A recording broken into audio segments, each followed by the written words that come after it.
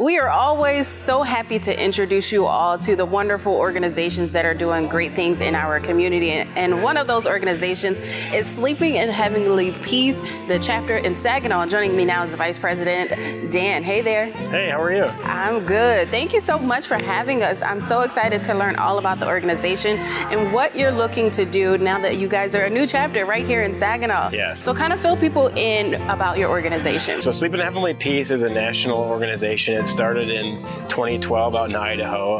A man by the name of Luke Mickelson and his family were making beds out of 2x4s for people in their community. They thought other people wanted to get involved, and that turned out to be true.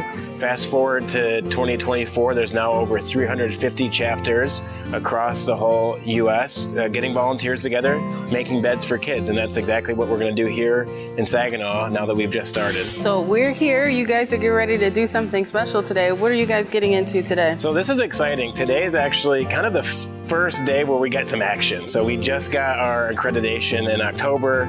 We've been able to raise some money, go out and get some startup materials, tools, lumber, of course. So these beds, and we can probably show you that, finished product.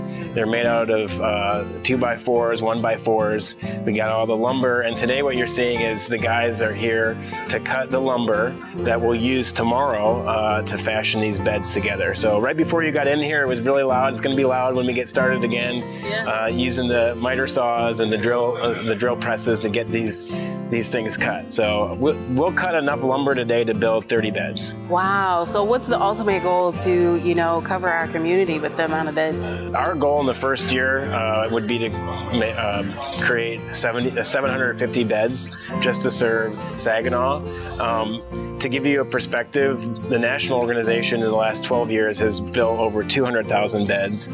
And with that number I gave you, 2 to 3% of kids in America under 17, there's still millions of kids around the country that don't have beds. So I know we're going to probably run into getting more demand than we can supply, but we're getting started, and really we just need financial donations. We need hands. We need people to come out and help us build, and I think we'll even outpace that number if we get more community involvement. Yeah, what kind of message can you share with the community to remind them to really get involved? Not just your organization, but all of them around here that are helping the people in our community. What's interesting about this program with beds is it's kind of easy to get involved. It's a simple concept that people can understand.